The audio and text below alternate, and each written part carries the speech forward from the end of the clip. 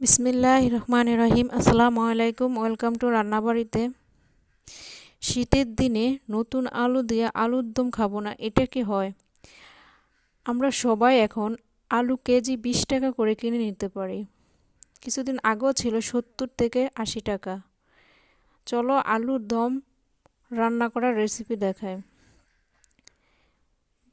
প্রথমে আমি আলুগুলোকে একটু হালকা পানিতে ধুয়ে নিয়ে তারপর সিদ্ধ বসিয়ে দিয়েছি। একটু সাথে লবণ দিয়ে আলুটাকে সিদ্ধ করে নিয়েছি যাতে আলুর ভিতরে লবণটা ঢুকে যায়। সিদ্ধ করে সাইজ করে কেটে নিয়েছি। এখন আমি এটাকে রান্না করব। ধনেপাতা, কাঁচামরিচ, পেঁয়াজ, টমেটো কেটে নিয়েছি। তারপর চুলাতে একটা প্যান বসিয়ে দিয়ে বেশ খানিকটা তেল দিতে হবে। বেশ খানিকটা তেল দিয়ে তারপর এক এক করে পেঁয়াজ, বেশ খানিকটা আমি পেঁয়াজ দিয়েছি। এখানে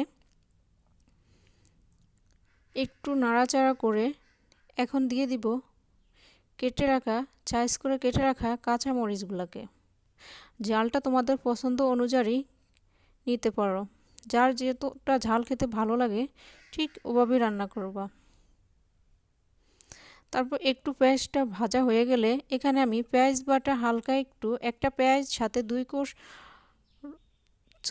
3-4 কোষ রসুন, একটু আদা বাটা দিয়েছি। সাথে জিরা বাটার সাথে আমি লবঙ্গ, দারচিনি, এলাচ দিয়ে ভালো করে বেটে নিয়েছি।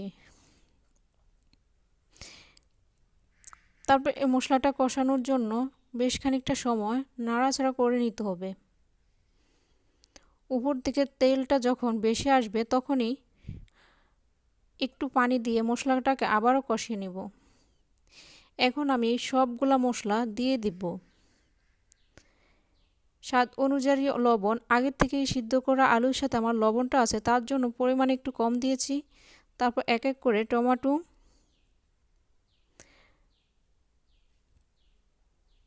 ধনে গুঁড়া, হলুদ গুঁড়া, তারপর দিয়ে দিয়েছি আমি গরম মশলা। আমি এখানে 2 টেবিল চামচের মতো গরম মশলা দিয়েছি। তারপর দিয়েছি জিরা গুঁড়া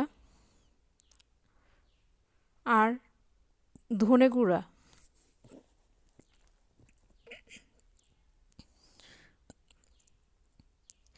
কারণ কাঁচা জিরাটা আমি অল্প দিয়েছি যাতে বাটা জিরার থেকে একটু ভাজা জিরাটা ঘ্রাণটা চলে আসে।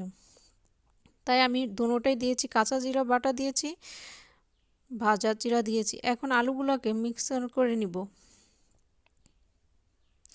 এইভাবে আলুর দম খেয়ে দেখো, সত্যি বলছি অনেক মজা হবে। ছোট বড় সবাই আলুর দম পছন্দ করবে। এখন আমি ম্যাগি মশলাটা দিয়ে দিব। ম্যাগি মশলাতে দ্বিগুণ আলুর দমের টেস্ট নিয়ে আসে। আমরা সবাই জানি ম্যাগি মশলাতে যে কোনো কিছুতে ম্যাগি মশলাটা দিলে খাবারের টেস্টটা অন্যরকম হয়ে যায়।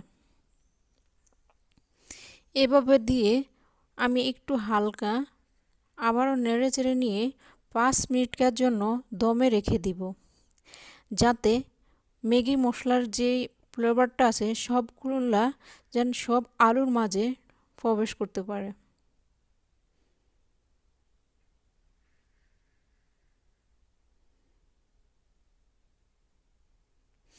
দেখো কালারটা কত সুন্দর হয়ে গেছে। এখন ধনেপাতা দিয়ে দিব উপর থেকে।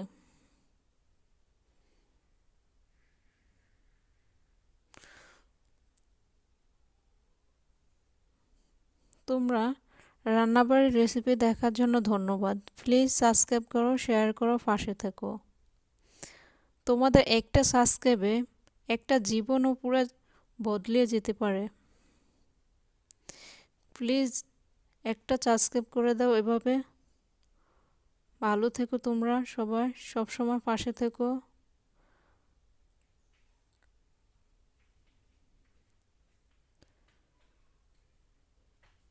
আল্লাহ হাফেজ।